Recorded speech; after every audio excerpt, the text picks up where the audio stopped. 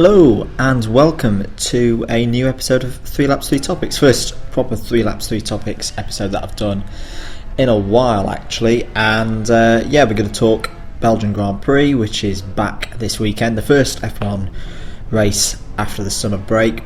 Bit of info on the gameplay.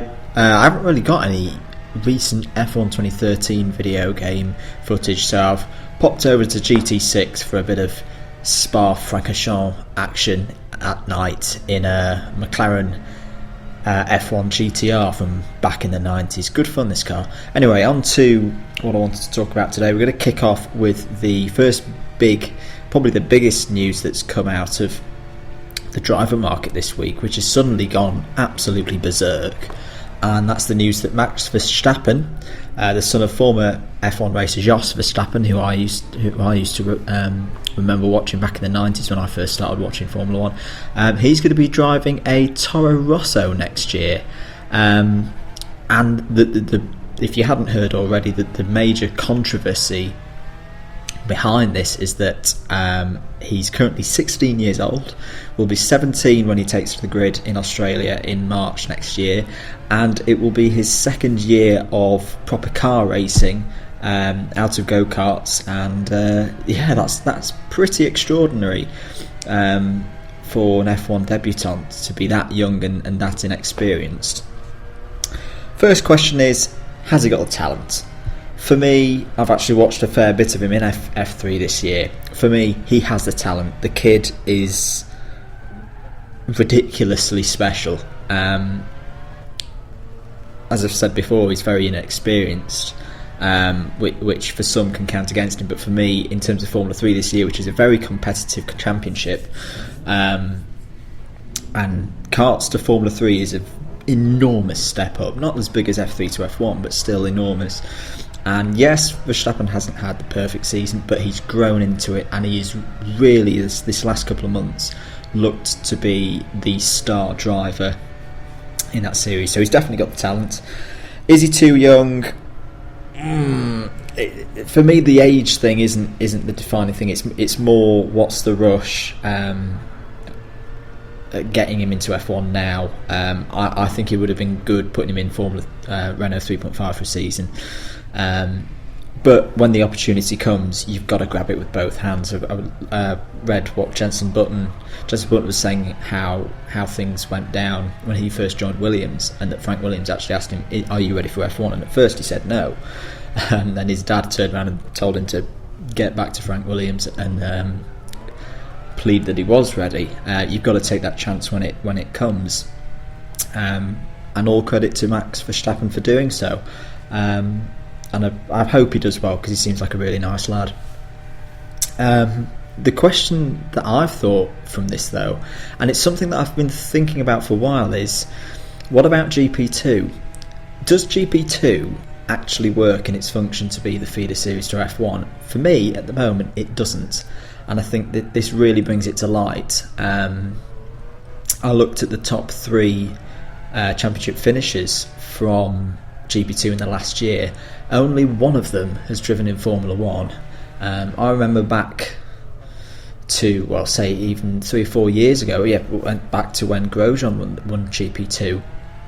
Around this time of year, the talk was always of whoever was winning GP2 or going back further, Formula 3000. The talk was, which team will that driver end up at the end of the year? Not will they end up in an F1 team next year. I think GP2 really needs to have a good look at itself as to what it wants to do in the future. I've said to people before, I think they should bring in a rule that says after 3 seasons of the GP2 you get out, so you're not allowed to race anymore. Similar how a reigning champion isn't allowed to race. I think someone, say like Johnny Cecotto Jr., who's sat taking up a spot which could go to someone who actually could get to F1, or I say could get to F1, could actually perform well in F1. I think that's an avenue that GP2 really need to look at. Interestingly though, with the Red Bull program, it's something that kind of slipped my mind until recently.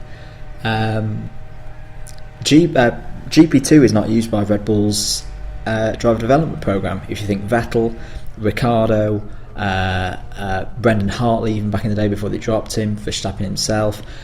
I can't think of a Red Bull development driver, definitely who's got to F1, who has been through, Kvyat's another example, who's been through GP2. It's all Formula Renault 3.5, F3 Euro Series, whatever format it was in, or GP3. They totally disregard GP2, which I think is very telling.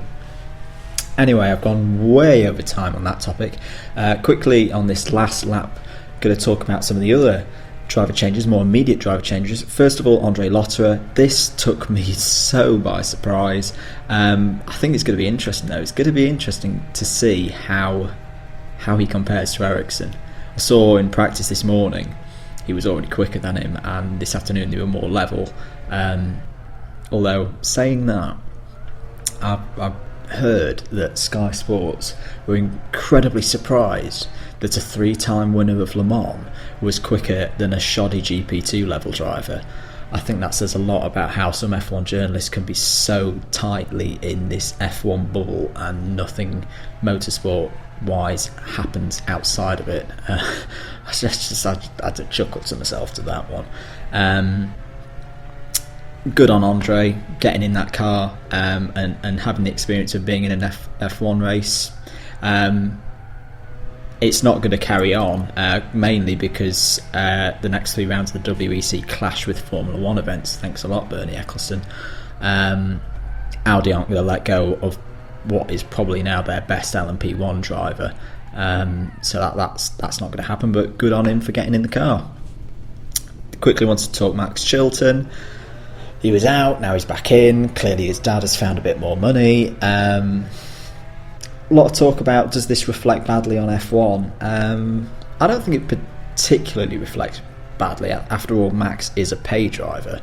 The money is why he's there. This kind of thing used to happen in the 90s all the time, and it was actually kind of good to see different drivers getting into cars and seeing how they could do. So I've not got much of a problem with that. Quick prediction for the weekend. Admittedly, I wasn't actually able to watch practice, and I won't be able to watch practices now because I have a job. So I'm in the office on a Friday afternoon. I think Lewis will take the race win. I think he's really hungry for the win this weekend. I reckon Rosberg will be a very close second though. And you know what? I'm going to tip Kimi Räikkönen for a return to form and a 3rd place. So thanks for staying through to the end of the video. If you've enjoyed it, why not click the like button below, and if you haven't already and would like to see more of my videos as they come out, as I now get more back into the swing of things with more regular content, then click the subscribe button. 2 ways of doing that. You either click the annotation in the top right hand corner or the proper little YouTube box below the video.